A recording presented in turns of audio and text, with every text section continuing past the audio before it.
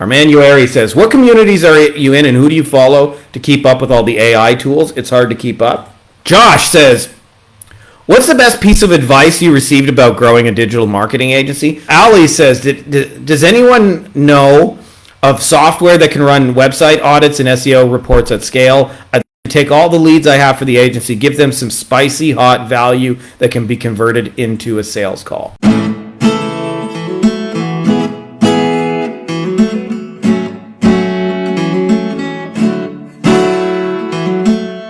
Welcome everybody back to another exciting episode, another weekly Q&A. You guys are asking good questions.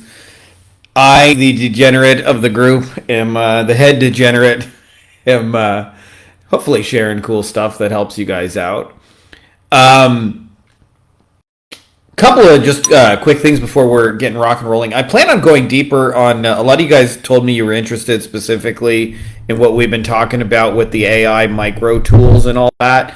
And, there's something magical when you get out of selling services and you start selling tools because the fulfillment ultimately is the tool. I've always been envious of people who sell a physical product where, I was talking to a guy at Scale with Stability, where I just got back from, where he sells custom knives and custom hats for people. Well, when he makes them a custom knife, that's it. That's the end of the delivery process, right? Not so in our world. And so I think the more you can build at least some of your income coming from tools that operate independently of your effort, I think you're going to find this agency game a lot more fun. So I plan to go deeper on that. Another announcement, I'm not all the way finished, but version, the Kindle and the digital version and the hard copy version of Beyond the Agency Box 3.0, they are live. Those baby are on Amazon. What is not done is the Audible version. So when you guys are interested, you can check that baby out. Other than that, I say it's time. Let's get into the good stuff.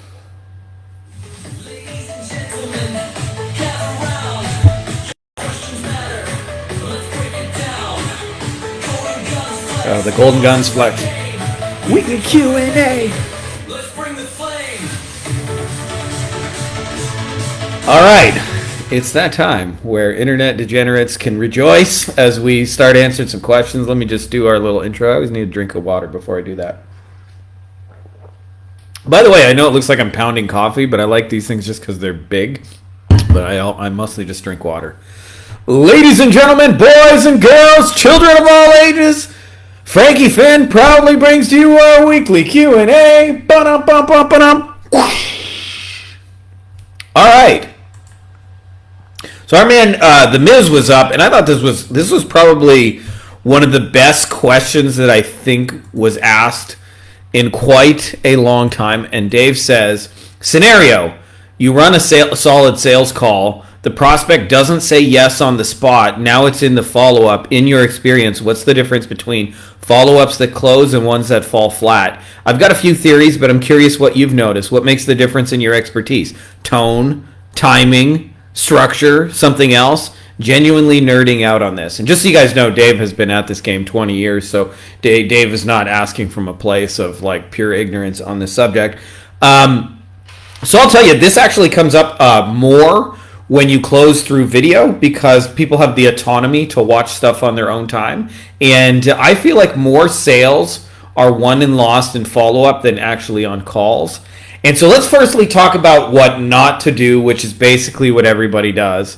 Oh, and by the way, I should mention, Facebook's doing that thing where I can't see your comments and messages and can't see anybody's live. So whatever, I'm just going to keep rambling away. And if you guys have good stuff to say, we can respond to it after. So let's talk about, firstly, what not to do in follow-up. This is what everybody else does, by the way. Did you see my blank? Did you see my message? Did you see my proposal? Did you see my thing? And they just kind of badger a person, go, did you see it? Did you see it? Did you watch it yet? Did you do it yet? Do you want to buy my thing? Or do you want to get started with our service? And if you do that, by the way, what you will find is typically people will grow colder on you. They will become more distant. And ultimately, what you guys are after, they will not buy your shit. Sad face for that. Shed a little tear for them not buying your shit. Not just because you don't make money, but also because if you're listening to this, you got good shit that helps people, right? So we want to make sure that we actually get good shit that helps them. Okay. Secondly, let's talk about what to actually do. And I'll tell you what's worked for us. So I never want to be like that internet guru who says, if you don't use my system, well, you're just a fucking loser. And I'll tell you what has helped us historically, which is what I call going deeper on a plan. And so inevitably, whatever you do to help clients is a process. And almost always that process can be kind of broken down into like 3 to 5 steps. So for example, if I was selling SEO, well, I'm probably going to choose some keywords to help my client rank for. I'm probably going to do some changes to their Google business page. Right? I'm probably going to do some paid changes to their website. I'm probably going to build some like third-party citations. I'm probably going to build some like links and some content. And maybe we could throw in Google reviews. So maybe like 6. So like it doesn't have to be 3 to 5 steps, but most times it is. And so all of those things we could go deeper on. So for example, this is something that's really obvious to us in this world that is not obviously true to a client, which is people are looking for them on the old internet. Crazy, right? Everybody here knows that, but I'll promise you, like if you're a plumber, you probably don't actually know how many people are looking for a plumber in Denver and all your various sub-services and niche things that you do as well, and just little permutations of it. The difference between plumber versus plumbers versus plumbing service versus plumbing services, right? That's 4 different keywords for the same damn thing, right? So what I like to do is go deeper. So for example, like I could pull up different keywords. And by the way, a lot of times this is the same shit, right? Like the difference between, like if I was doing this for a restoration company, the difference between water damage restoration Denver and water damage restoration Omaha and water damage restoration, Fort Lauderdale is not a whole lot, right? But only one of those is going to be relevant to your clients. So we could go deeper on like these are the specific keywords that you are going to want to rank for. The second thing we could do is like we could show them, hey, these are the changes I want to make to your Google business place. You kept saying you wanted to get category 3 flood jobs. I don't see any pictures for there. You're not optimized for that. You're set up as a service area instead of a specific thing. That's hurting your rankings. So all kinds of things we can do to go deeper on aspects of the plan. And it's important when you're doing that sort of follow-up to talk as almost if you're already working together. Hey, one of the first things I want to get started on are these keywords. One of the next things I want to do is this Google business place. We got to fix these 3 things here, this one there, that thing. And I always, by the way, when you're doing that follow-up, you're not saying, do you want my service? You're relating it to the thing they want. So in my case, like if they said, I want to get more residential category 3 flood jobs, I would say, hey, you said you want to get more residential category 3 flood jobs. These are the keywords that are going to get them for you. Hey, you said you want to get more residential category 3 flood jobs.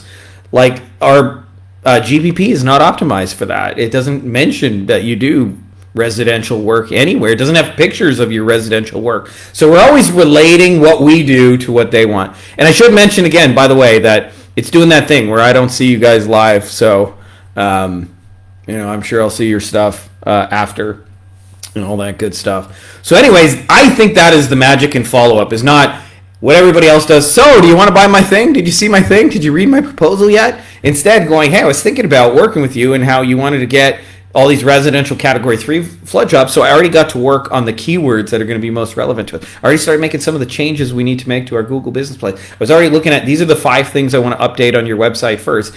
We need to have a content scheduled. I created the first 90 days of the content. These are the articles I'm going to publish because you keep saying you want to get category 3 flood jobs residential. So I'm going to position a bunch of content around those things. Anyways, hope all is well. Looking forward to catching up and getting started. So like the follow-ups are inherently valuable when you do that, and you're not necessarily doing anything new. You're just going deeper on an aspect of your service. So I hope that makes sense, and hope that's helpful to those of you guys out. Because if you don't know how to do follow-up, by the way, most people don't realize they have follow-up problems, but most agencies have follow-up problems left, right, and center. Just so you guys know. Left, right, and center. But if I tell them, hey, I built a system to help you guys follow up, nobody seems to be that interested in it. But I'm telling you guys, a lot of you guys don't realize most of your problem is not sales related. It's follow-up related because you have productive calls with people. And then in that phase where they're sort of in limbo, I call on the fence, is that you don't know how to get them off the fence.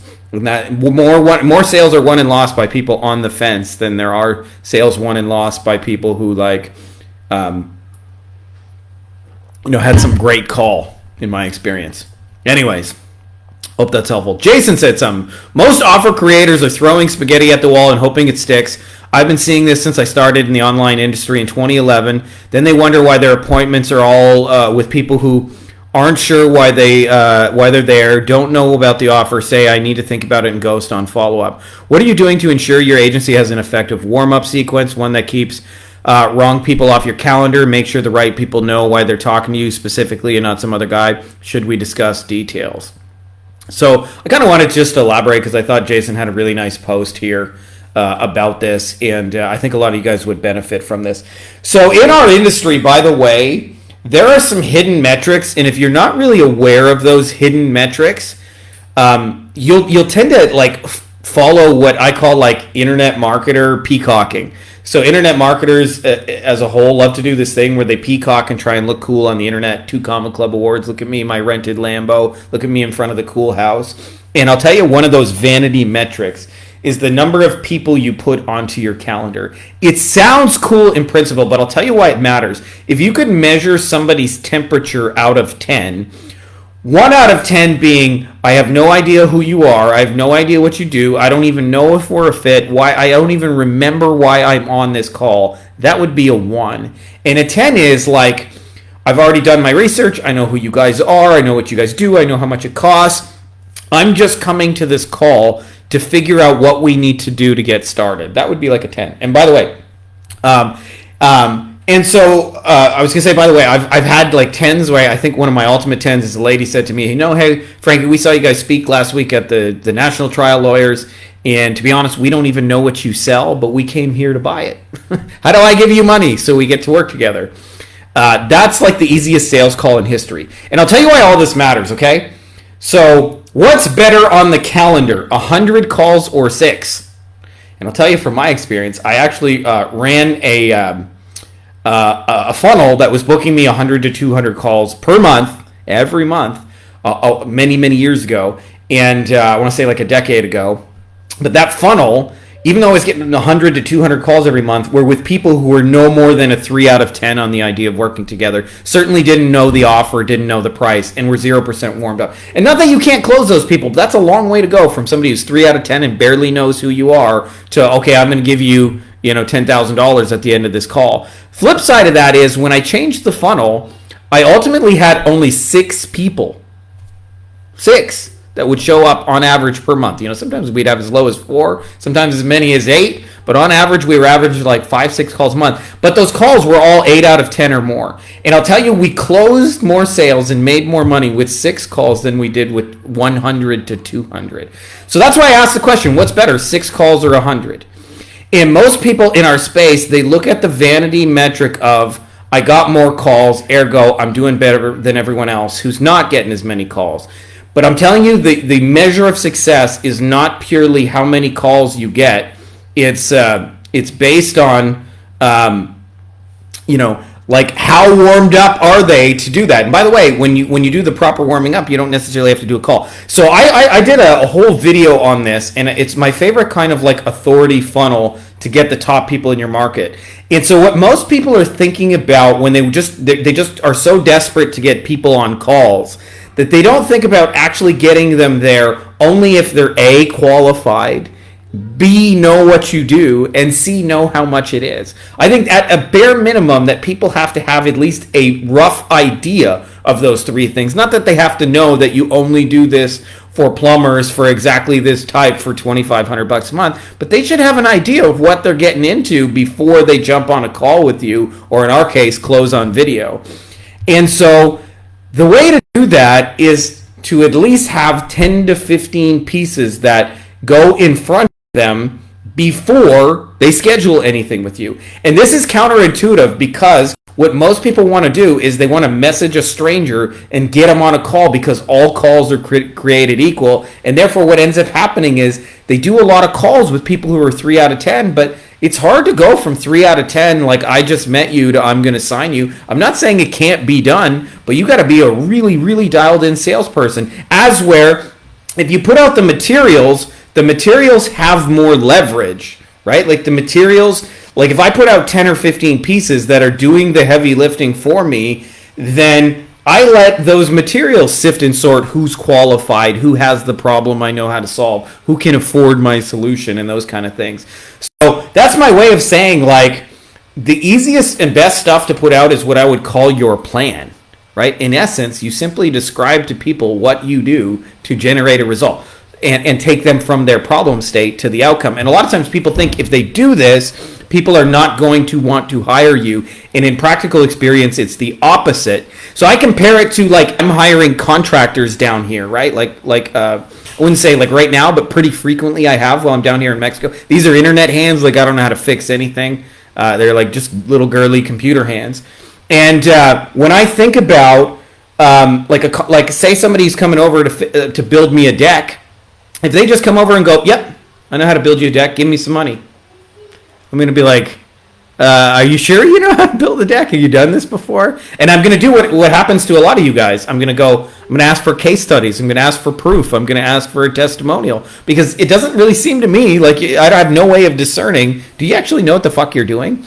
Flip side of that is if somebody comes to me and says, absolutely, Frankie, I can build you this deck. What I want to do right here is I'm just going to measure this thing out right now so I know exactly how much material we need. And typically, that means we're going to go to Home Depot and buy some lumber. And I usually buy 10% more than I need just so we have little extras and scraps. We need a little bit extra. And right now, Home Depot's got a sale. The prices of lumber is fluctuating a lot with the tariffs, so I don't have an exact price, but it'll be between here and here. Let me just call Jose, who's down at the store, and I'll get you an exact quote on how much it is.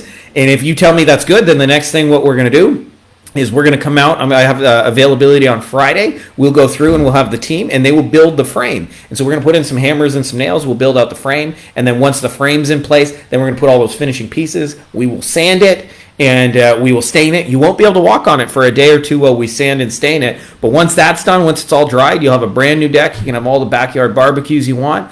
When he presents it to me like that, what I would call his plan, I'm far more likely to buy into what he's doing. So if I was creating something before a sales call, it would just be that. Like, here's the 6 step. You want to have backyard barbecues, right? Here's what you got to do. You got to measure it out. You got to figure out how much lumber. You got to put in the frame. You got to put in the finishing pieces. You got to sand it. You got to stain it. And by the way, a percentage of people who watch that and consume it will go, that sounds great. I don't want to do that. But they will now, just through the demonstration of that plan, they will believe that you know how to build decks and are therefore capable of doing it. So, like, for example, I had a legal issue, just a small thing, but here in Baja California, and I was looking up various attorneys, and I called the guy who had mountains and mountains and mountains of fucking content because he had answered my question already, and therefore I assumed he could actually help me do it, because why else would he have written a blog post about it? So, yes, you can get anybody on a call, but why would you want to get a 3 out of 10 where you have to, like, twist their arm and convince them? Wouldn't you rather have a call with somebody who already knows you build decks, already knows you charge $3,000 to $5,000 to build a deck, and already knows that that what they're trying to do is build a deck, right? So, like, I don't think getting on calls with people is as productive as what everybody else thinks, or as useful. For that's my way of saying, like, get them there for the right motherfucking reasons.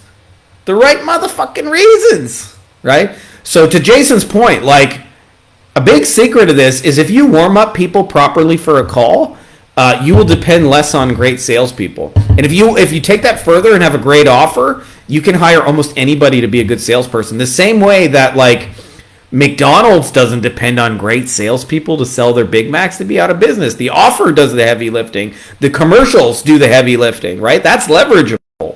Finding great salespeople to sell hamburgers is a lot harder to do than just running great commercials and having great offers. Same thing with Apple, right? Like, it's not just a low ticket thing. Apple sells, $1,000 new phones, right? They don't depend on the Apple people aren't even trained on sales. Like, imagine that. Shock and horror in the internet marketing world. They have no sales training, and yet they sell phones all day, every day. Why? Because they put out content at scale to warm people up, and then on those consultations or sales presentations or whatever, like, the offer is doing the heavy lifting. The phone itself is the thing that's doing the heavy lifting, not the salesperson knowing how to sell. So I find if you can do those two things, where you know how to warm people up to your sort of idea, process, way of doing things, and you have an offer that does the heavy lifting, it depends way less on having great sales skills. And therefore, it's not about like volume. It's just like, let's get as many people on fucking calls as we can, which is what's predominantly talked about in our space. But what Jason's hinting at is the energy of not all calls are created equal. You get on a call with somebody who's like, I'm broke, been on welfare last 800 years. No, I don't have a business. Who are you guys? What you do? That's not the same as, hey, we went to the conference. We heard what you guys do. We checked out your service. We're interested. You guys got what we need. How do we work together, right? Like, that's a totally different call. And you would way rather have 6 of the second type than 100 of the first type. Anyways, that's enough of my rant on this. By the way, I'm just pointing out for the 20th time, I don't see your comments and messages, but I'm sure I will see them after. And we can have some laughs in the comments. Where are we at here? There we go. Our name, Dippin' Car. Cool name, by the way. He says, hi, Frankie. Hope you're doing good. I have 2 questions to ask you. Thought if you can help me out on this. I started a white label agency providing web design, then SEO, then SEM. I want to know how much I should charge. At the end, a client may not tell about the price. Which is my pricing strategy? So I'm from India. I'm facing difficulty selling to U.S. local businesses, and I feel I might not be ready to work with an Indian. What's your take on it? I also don't have the ability to network offline or speak at an event. So how do I build trust with them and start selling the services? This is a real thing. So I have a lot of compassion for those of you guys who are in third world places where simply just by being born where you're born, it is harder and more uphill to sell the thing you're trying to sell. Like, it's a real thing. I don't think enough people in our space really talk about it. Like, it's harder to sell shit if you're in India. Like, welcome to the reality. Firstly, because 1, people do not trust marketers to do what they say they're going to do. And 2, they especially don't trust marketers from India. So you really have 2 reputation things working against you. Okay? So a couple of things. So you asked this as 2 separate questions. So let's talk about the first question: is how much should you price, an SEO kind of solution if you're going to label it?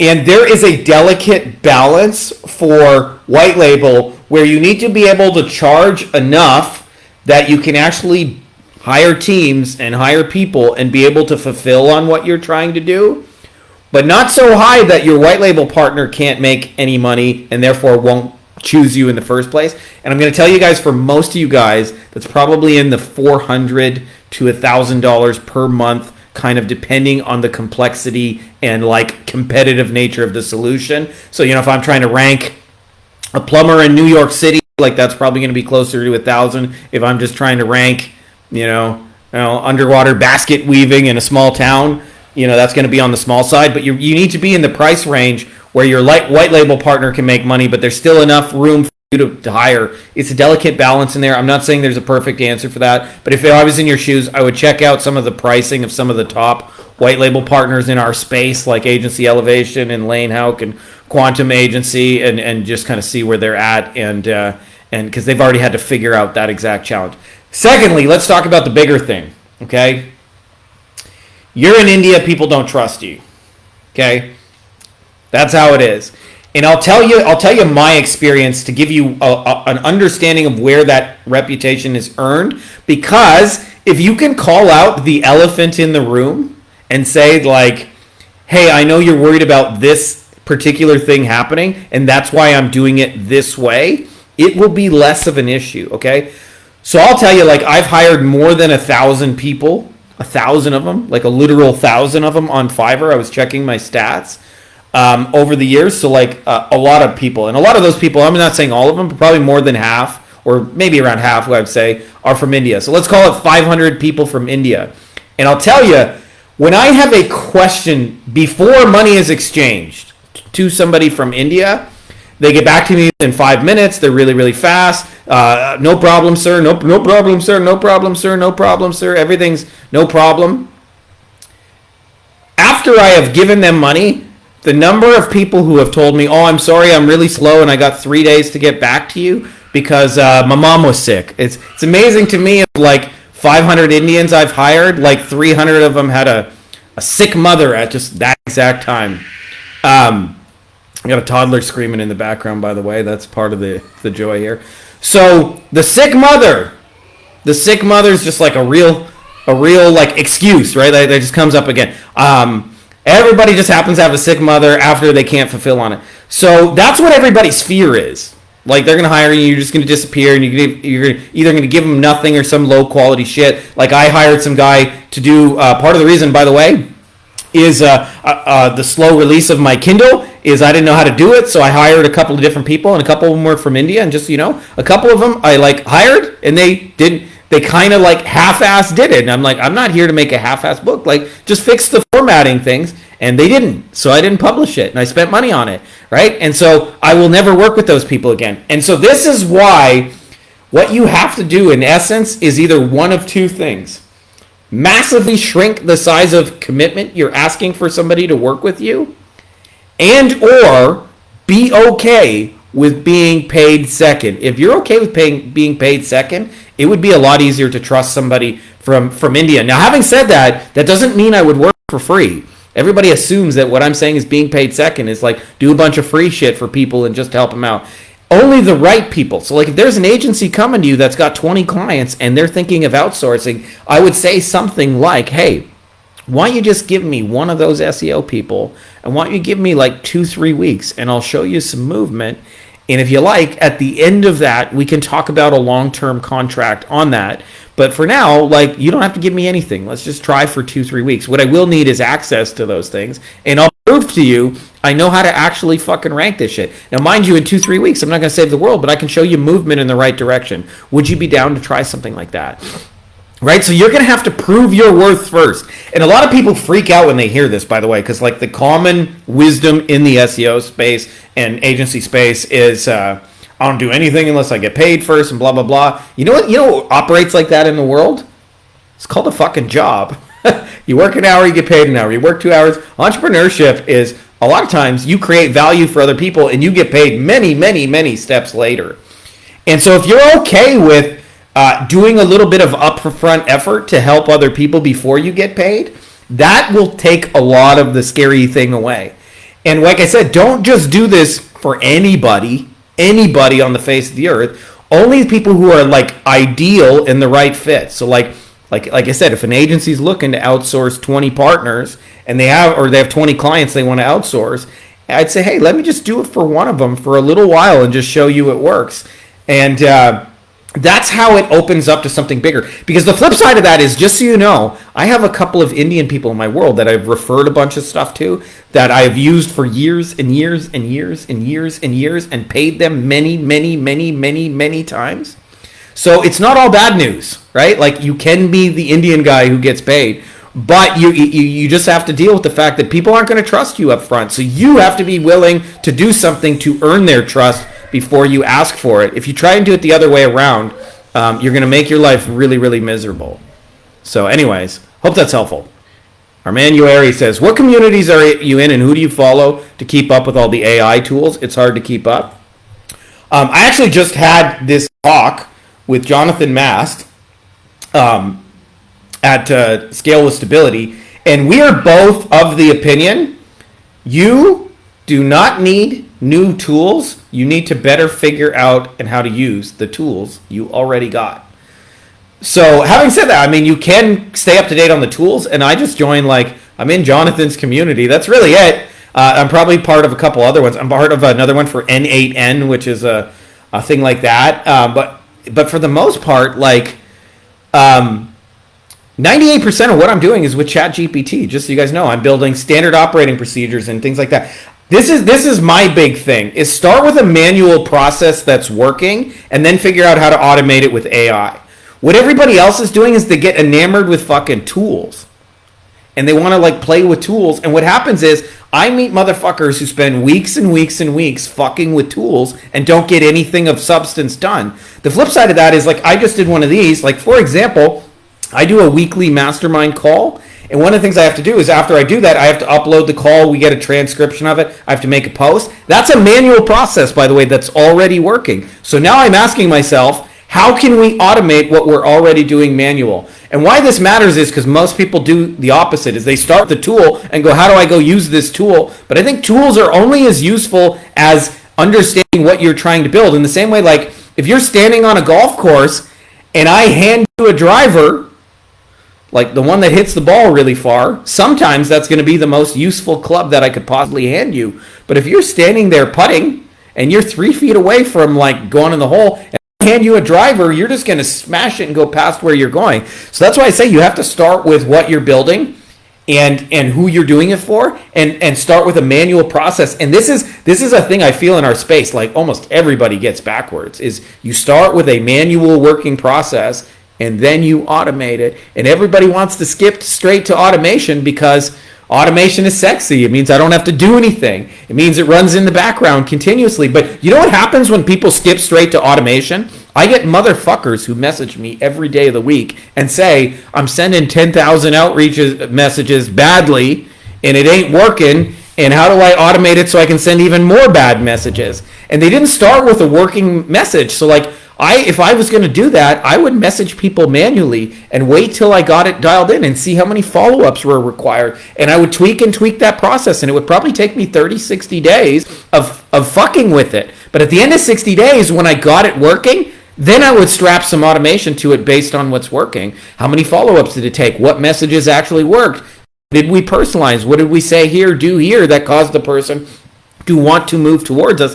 And when that's working, automate the shit out of that. So, but if you skip straight to automation and tools, you're going to be like most people. You won't know what to do with it. And like the number one question people ask Jonathan, by the way, like the question he gets asked 100 times a day, every day, how do I make money with ChatGPT? And there is no just like, ChatGPT, make me some fucking money, motherfucker. Make me some money, biatch. There is no command like that. What there is some boring manual repetitive shit that somebody's already doing, and then you automate it with ChatGPT, and now you can sell that function, and that's how you make money with it. You solve problems and then use that. So, like, to me, the real question is solving problems. Now, having said that, like, I think Jonathan's community is an awesome place to stay up to date on the tools. But as you mentioned, there's fucking 100 new tools a day, an hour maybe even, and staying on top of them is nearly impossible. But 98% of, like, the shit we're doing is just with ChatGPT. Right? So there you go. And I'm sure you can use Claude or Google Gemini or whatever your flavor is. But I think the 5 basic ones, like the Claude, the Gemini, maybe Perplexity, and ChatGPT, I guess that's maybe 4. That's really it. I think like 95% of what you guys are trying to do is solvable with one of those things. So anyways, I hope that's helpful. I know that's probably not a direct answer, but I feel like way too many people get caught up in tools, and then it's overwhelming because there's tools coming out with faster than you can do shit. But start with manual process that helps people. Otherwise, you're just the guy sending 10,000 messages badly. Josh says, what's the best piece of advice you received about growing a digital marketing agency? I don't know if I could contain it in a single piece of advice per se. Oh, and again, I should just reiterate, like, Facebook's doing that thing where I don't see your messages and comments, but I will after, and I'll comment on your stuff after. So if I'm ignoring you right now, it's because I don't see your messages. On the back end of this, I can't always see the comments, but I'll come around and party with you guys after. So anyways, the best stuff I've received about growing an agency was not like a single message, but for me, there was a time, probably about 10 years ago, I got invited to one of the top lawyer masterminds in Las Vegas, maybe even the top lawyer mastermind, where a lot of the $100 million and up law firms meet, and they share trade secrets, and they help each other out and all those resources.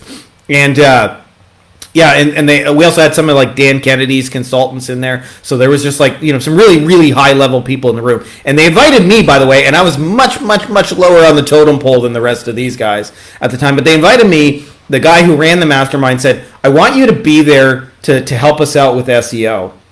And I said to him, I said, hey, Ken, I don't sell SEO anymore. Like I don't do SEO. I sold my SEO agency like a year or two, or I never sold it. I just burned it to the ground. So I don't do it anymore anyway.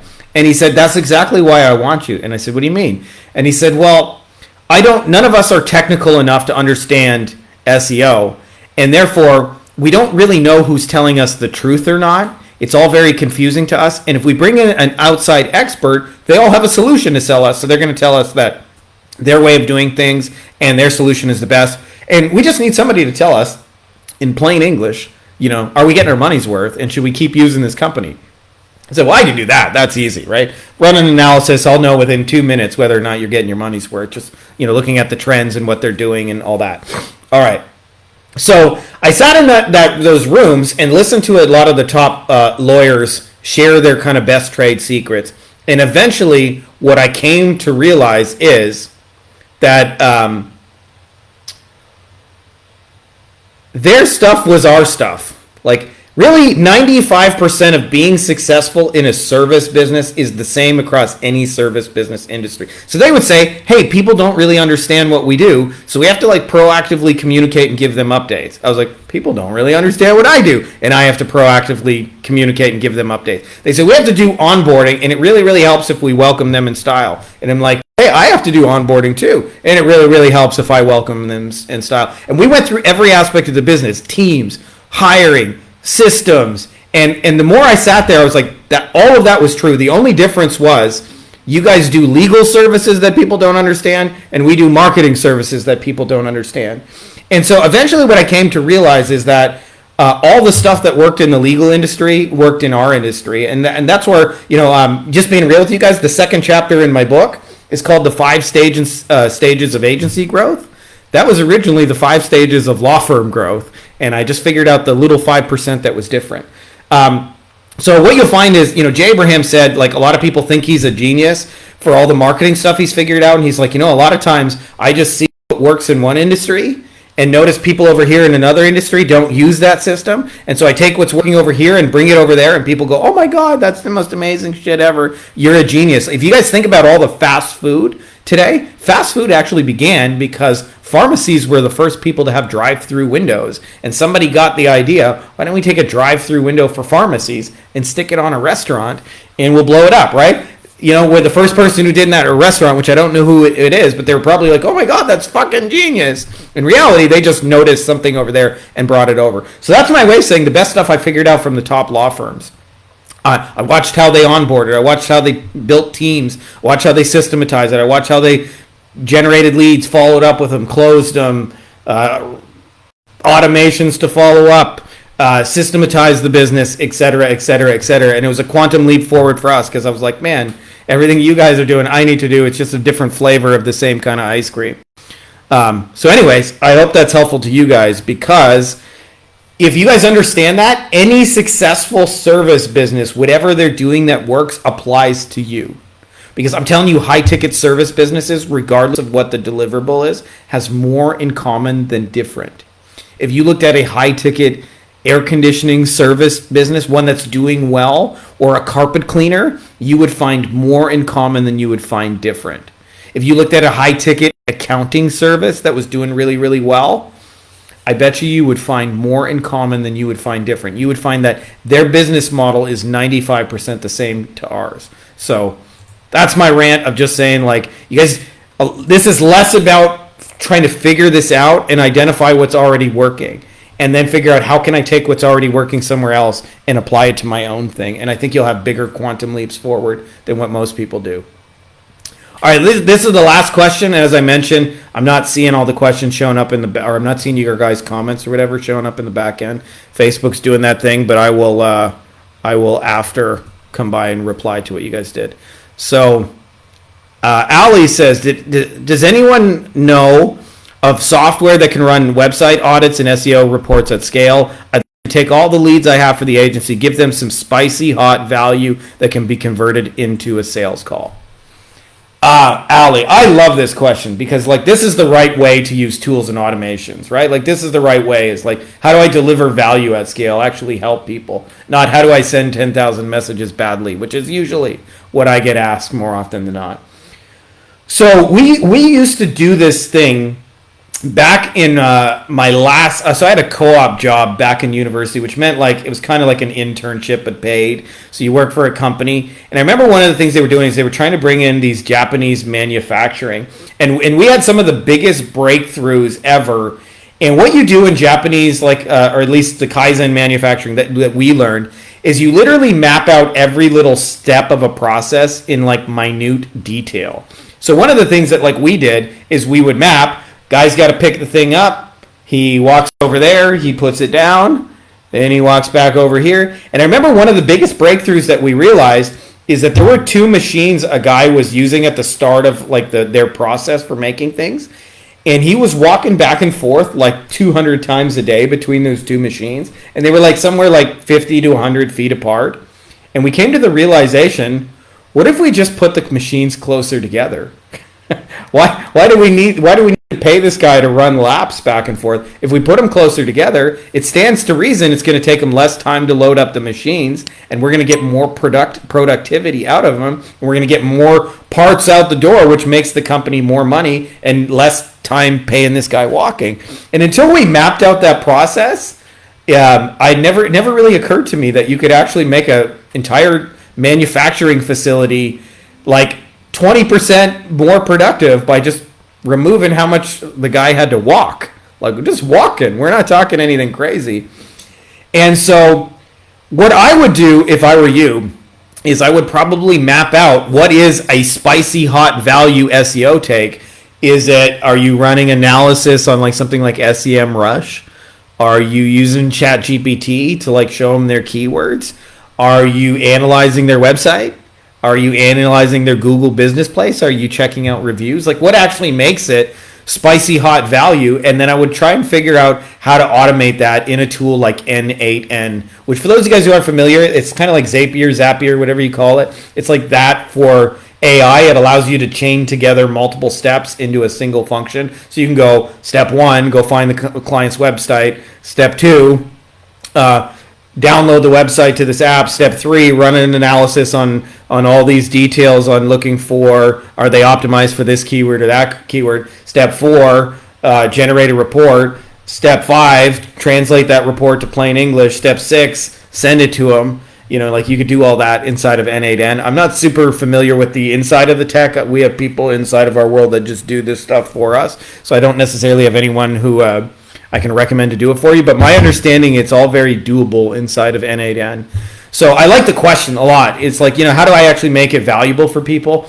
And, you know, whatever makes a manual SEO audit valuable, I would start with mapping that process out and then beginning adding automation, right? The guy walks over. Well, if in this case, we realized we could remove that step, but like say that's a necessary step, well, then how do we automate getting from here to there, right? So to me, you got the right idea, and I think the answer to what you're looking to build is going to be with N8N. But in the meantime, I would start figuring out, we're making audits manually. What are we putting in them that works, that makes people derive value from them? Map that out manually, and then train AI to do all those various steps, and you'll be able to do it at scale. And if you want just kind of a shortcut on that, Ryan Tully has a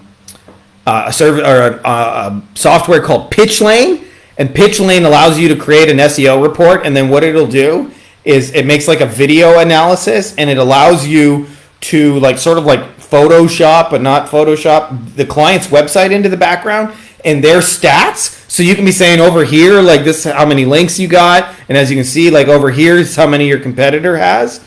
And each time those numbers will change and the website will change, and they'll see their website and their competitors, and it'll be you delivering a custom value. So that's the closest to being out the door ready now. And it just uses AI to like mass personalize it. So you could send 100 of them, and each time it'll be like their specific website. Even though you just recorded one, it makes 100 personalized variations of the videos to get them open. So I always thought that was really cool. But that's the closest to being out of the box. But if you wanted to build it custom, which I think you probably should in your case, it's probably going to be with N8N, if I had to guess. And bear in mind, I'm not the fucking be-all, end-all of the tech answer. I'm just talking about what people in our world are using. So I don't necessarily have all that. Like as somebody mentioned earlier, this AI shit is evolving faster than any of us can keep up with. So I don't claim to know all the tools. I feel like I know maybe less than or between 0.5% and 1% of all that's going on with AI. But what I do know how to do is take our manual process and speed them up and make them cool by like training AI to do that. So I hope that's helpful to you guys. For those of you guys who missed the beginning, I mentioned this earlier, but the version 3.0 Beyond the Agency box is mostly done. It's basically every version of it is done except for Audible. Audible is the most finicky as well. They take the longest time and longest approval process. So, but the digital versions, the Kindle, the physical hard copy, all of those are updated to the latest version. About 50% of the book is exactly as you guys would remember it if you've read earlier versions. 50% of it is new. A couple of things have changed. One, I went way deeper on offers because a lot of people ask me that. I went way deeper on like actually getting leads and doing all that stuff because there's really like 6 different ways you can generate leads. And I go deeper in all of those and how those work. I went way deeper on like AI because like there actually wasn't anything in AI and we're using it for a lot of functions. So I just kind of laid out this is what we're using it for today.